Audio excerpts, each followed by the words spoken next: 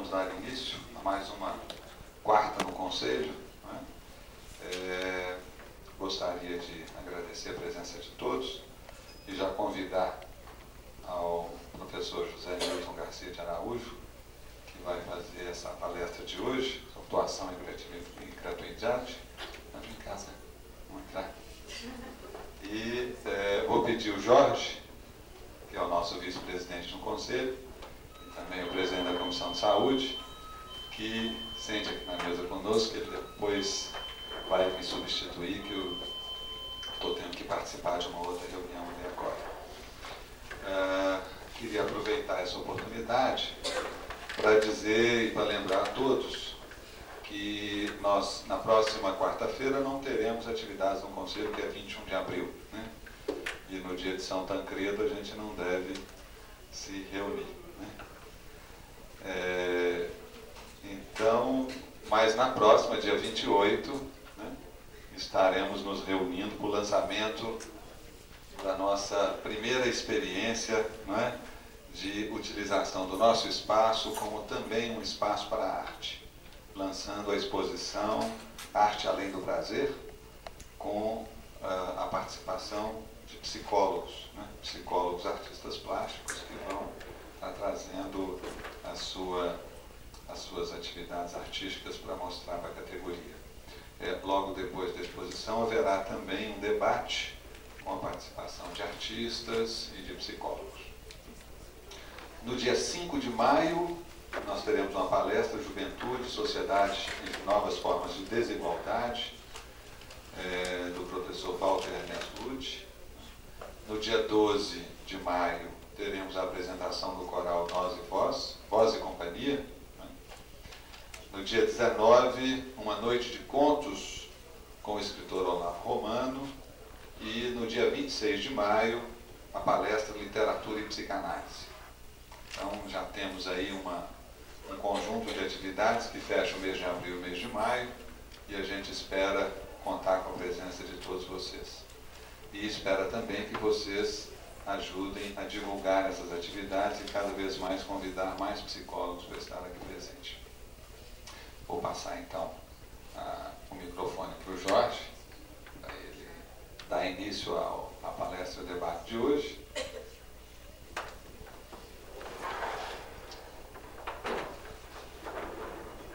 Boa noite a todos. É com muito prazer que nós temos aqui hoje o professor José Newton, a convite da Câmara de Saúde, para debater esse tema tão importante sobre troca e gratuidade. Eu passo a palavra agora ao professor José Newton. E eu queria dizer que acho que esse momento aqui é mais para a gente fazer uma conversa, né, sobre esse assunto em pauta, né, a questão o título da doação, né, e gratuidade. A gente pode pensar esse termo a partir talvez de um termo consagrado em ciências sociais, né, pelo menos a partir de uma tradução, né, de um texto francês do Marcel Mauss, que tem um famoso ensaio sobre a dádiva, né? Então a gente poderia falar como paradigma dádiva em vez de dom, mas de qualquer jeito o objetivo é a gente pensar um pouco nas relações entre dádiva e gratuidade, pensar essas noções, né, e trabalhar um pouco nelas a partir, quer dizer, eu vou fazer um texto, digamos, mais teórico, né, mas desejaria que ele servisse, né, como subsídio para a gente bater um papinho depois, tá? Bom, primeira coisa, para falar de doação, dom, dádiva, né, nós poderemos pensar, né, a partir de duas ideias iniciais, né? Essa dádiva sendo um ato gratuito, no sentido de que o gratuito é aquilo que não supõe uma retribuição, e na perspectiva de uma troca, ou seja, aquilo que supõe uma contrapartida, né? a questão da gratuidade, ela é um pouco, digamos assim, tentadora, né? Por que essa palavra, esse conceito, essa ideia de gratuidade, ela ainda tem bastante força, né, dentro da nossa cultura, né? A primeira coisa a gente pensar o seguinte: essa palavra, ela seria originariamente mais pertencente, digamos, ao terreno da teologia e não propriamente da psicologia, né? Nós não estudamos a gratuidade, né, nos nossos currículos de psicologia, né? Talvez a gente estude alguma coisa ligada à troca. Mas de qualquer jeito, tanto no senso comum, no discurso do senso comum, às vezes no discurso de uma certa filosofia, no discurso religioso principalmente, né? Mas às vezes, mesmo em textos, né, no discurso científico, a gente vê de uma maneira ambígua e mal trabalhada essa noção de gratuidade. Mas pegando o paradigma da relação dual, quando duas pessoas interagem, né, seja numa situação de trabalho, numa situação de família, qualquer situação em que estão juntas e tem uma certa interação, né, como é que elas conjugam os verbos dar, receber e retribuir, tá? Eu acho que é importante a gente pensar nesses três verbos e nós vamos voltar neles posteriormente, né? Mas de cara eu tentaria, né, traçar três respostas a partir dessa interação, né? Uma que seria, né, hipótese teórica, né? A resposta do puro dar, né? No sentido de um caminho sem volta, eu dou alguma coisa sem retribuição, né? E aí a gente estaria na linha da gratuidade. Uma segunda resposta, uma segunda possibilidade seria dar e receber, né? Então, aí haveria um caminho duplo, no sentido de uma contrapartida ou de uma troca, ou seja o que for, né? Não importa se essa troca seja uma troca formal ou informal, nós vamos falar disso um pouco à frente. E haveria um terceiro caminho também, que numa relação não haveria nem troca, não haveria nem dar nem receber no sentido de troca, de contrapartida, mas haveria, né, uma relação de dominação, de violência, né, seja ela velada ou explícita, né? No caso, são situações que não precisa a gente dar exemplos, né? Relações de dominação, de submissão, de violência, de agressividade, né? Onde o verbo dar e receber, né, no sentido de partilhar, né, alguma coisa, não está presente. Bom, primeira pergunta: é possível a gente pensar, né, em primeiro lugar, na relação tanto que envolva, né, a gratuidade ou a troca, né? Eu começaria, digamos assim, que teoricamente algumas concepções de homem, né, ou de natureza humana, né, vamos pegar isso como alguns autores que tentaram universalizar, né, essa ideia de homem em relação com, né, a gente teria algumas teorias que de certo modo apontam para o conflito das relações, né? Um conflito onde nem mesmo seria possível a gente pensar em partilha, em troca, né? Em alguma coisa onde a gente poderia pensar a questão da reciprocidade.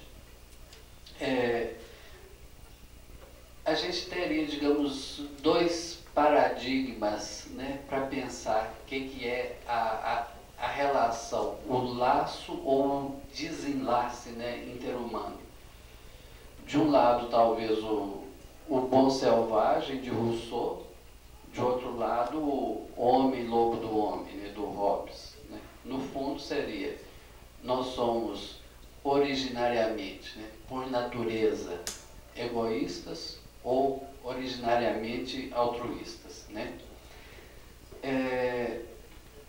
Eu começaria só relembrando alguns autores que nos colocam desse lado do, digamos assim, do obstáculo, né, teórico e prático, né, da relação de partilha, de reciprocidade. Vamos pensar primeiro, talvez, numa abordagem que teria uma aproximação com o biológico, talvez uma tradição próxima da tradição darwiniana, né? Digamos que esse tema da luta pela vida significa que cada indivíduo é uma ameaça para o outro, não porque um e outro sejam maus, né? Mas porque precisam sobreviver. Essa luta pela vida teria um axioma fundamental que seria ou ele ou eu. Né? Não existe lugar para dois, né? Sobra um e desaparece o outro. Né? Ou seja, nesse caso aí, subjacente a essa temática, né, dessa sobrevivência biológica, estaria, digamos, uma ideia de individualismo, né, no sentido essencialmente biológico. Agora, se a gente pensar fora, vou dar só alguns exemplos, né, para a gente ter uma espécie de parâmetro para pensar essa questão, esse lado do conflito. Um outro autor seria Hobbes, né, que ele pensa, né, um tempo mítico ou um tempo conceitual, porque não é recuperado historicamente, né, no seu livro Elementos da Lei Natural e Política, em que ele vai dizer que o ponto de partida da ação humana, né, seria um esforço, né, de um movimento animal que tem a ver com o que? Esse movimento, que ele chama de conatus em latim. Né? Seria aquele movimento para se aproximar do que agrada e para se retirar do que desagrada. Enfim, é a busca do prazer ou evitamento do desprazer, se a gente for pensar em termos mais próximos de nossas leituras. Né? E como que ele define as paixões? Né? Ele define as paixões através de uma visão competitiva da vida. Ou seja, ele diz que a vida seria comparável a uma corrida na qual é preciso vencer sempre. Ultrapassar continuamente quem está adiante de mim é felicidade. E abandonar a corrida é morrer. Né? E estar continuamente ultrapassado é a própria miséria. Né? Então, uma definição das paixões, né, baseada na pura competitividade. E aí, evidentemente, não haveria lugar para uma reciprocidade. Numa outra obra dele, De Cive, sobre o cidadão, ele vai afirmar ainda mais essa ideia de egoísmo, e aí que ele desemboca naquela expressão de que o homem é o lobo do homem, né? Ou que nesse estado, ele fala do estado primitivo, que é um estado de natureza anterior ao estado de cultura, né? Então haveria aí justamente uma guerra de todos contra todos, né? Um pouco ainda naquela ideia da sobrevivência. Citando ele diz que o estado natural dos homens, né, nesse momento primeiro, digamos assim, do estado de natureza anterior à cultura, antes que eles tivessem formado as sociedades, era uma perpétua guerra, e não só isso, uma guerra de todos contra todos. Então, como que ele vai definir, ou como que ele pensa a nossa origem, né? Ele diz que nesse estado de natureza, o altruísmo não teria lugar, né? Natural seria o egoísmo, né? A inclinação geral do gênero humano. E na sua obra mais conhecida, que é o Leviatã, ele vai escrever, né? Assinalo assim, em primeiro lugar, como tendência geral de todos os homens, um perpétuo e irrequieto desejo de poder e mais poder, que cessa apenas com a morte. Bom, no entanto, ele tem uma solução que nós todos conhecemos, né? É a criação do Estado, né? De um pacto social, né? Através daquele Estado leviatânico. Mas ele tem uma coisa extremamente interessante, porque ele vai dizer que, afinal, nesse estado de guerra de todos contra todos, né? Os indivíduos se deram conta de que se essa guerra continuasse, todos iam morrer. Então eles foram, de certo modo, inoculados, né, pela angústia de morte, pelo medo da morte, né? Então ele diz que isso faz com que, por causa de um medo mútuo, nós desejemos sair de um estado tão incômodo e procuramos a sociedade. Então, constitui-se a lei, constitui-se a sociedade, constitui-se nasce a civilização. Eu estou fazendo uma passagem rápida, né, para mostrar alguns autores que, né, de certa forma, pensam justamente nesse momento originário, né? A gente pode pensar em termos de tempos primordiais, né? Tanto no sentido de uma, pegando um pouco em Freud, né, de uma filogênese quanto de uma ontogênese. Vamos pegar um outro autor, só para de passagem também, que é o Sartre, na sua Crítica da Razão Dialética, que ele vai definir o homem não como esse ser originariamente voltado para o outro, mas justamente como o que ele define como um ser de escassez, né? E ele vai dizer que toda a vida humana seria uma luta encarniçada contra a escassez. Vamos só, talvez assim, para trazer um pouquinho para o nosso dicionário, vamos pensar essa escassez como alguma coisa que falta, né? A palavra falta está no nosso vocabulário de psicólogos ou de psicanalistas, né? Mas ele vai dizer que a escassez de alimentos, de operários, de máquinas ou de consumidores é universal e revela uma relação fundamental de luta, não só do homem, não só contra a natureza, luta com a natureza, mas também com os outros homens, né? E ele vai colocar justamente a troca, né?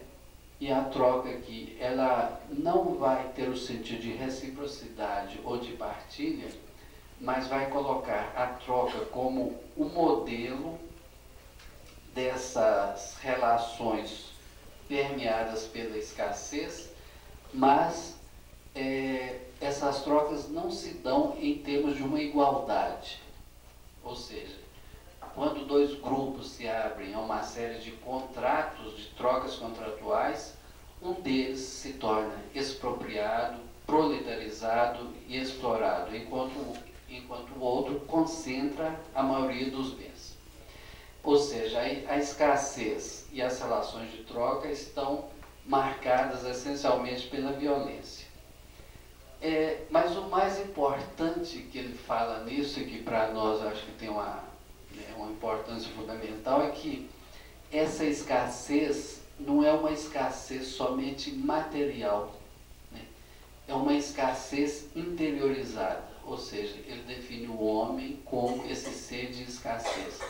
E então, mesmo quando um homem de uma tribo se encontra, um homem de escassez X se encontra com outro homem de escassez Y, né? As relações entre eles são sempre uma relação de ameaça, né? Porque essa escassez é interiorizada e ela leva a uma visão do outro, né, como uma ameaça. O outro me ameaça e eu também ameaço o outro, né? Todos seremos marcados por essa escassez, né? E nisso aí as nossas relações são essencialmente relações conflitivas. Só para lembrar, e sem precisar discorrer sobre eles, eu só citaria também Hegel, né, com a sua famosa dialética do senhor e do escravo, né? Ou seja, na fenomenologia do espírito, ele vai falar o que é a consciência de si, como que se tem acesso a essa consciência de si, que é através de uma outra consciência e tal, né?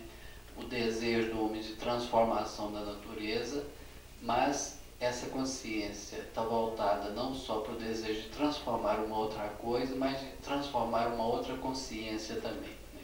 O desejo está voltado para uma coisa, mas está voltado para um outro desejo também.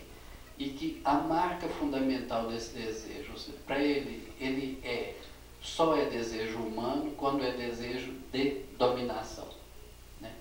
Então, a relação, nesse paradigma senhor-escravo na relação, né, ela seria fundamental também. O que nos joga para longe de uma relação de reciprocidade, de igualdade, né, nessa relação interhumana.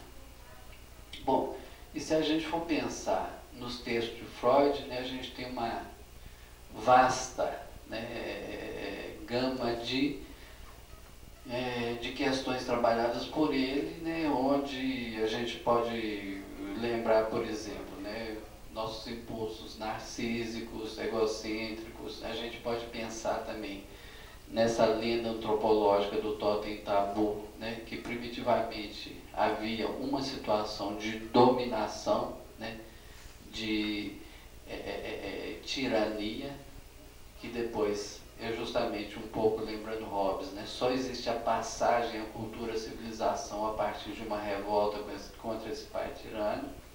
Mas aí ele está falando de nossas origens também. Ele vai falar do desejo ligado à perversão, ele vai falar das diversas vertentes, né, da pulsão. Pulsão de agressão, de destruição, pulsão de dominação, mesmo de autoconservação, né, que a gente pode pensar um pouco com essa perspectiva biológica, pulsão de morte, questão do sadomasoquismo, etc, etc. Tudo isso que nós não temos que repassar aqui agora, mas que a gente pode pensar que é difícil colocar as relações interhumanas dentro de um paradigma de igualdade, de reciprocidade, de troca, né, e de uma certa harmonia. Bom, eu estou citando um pouco esses autores para falar que também existe um outro lado, né,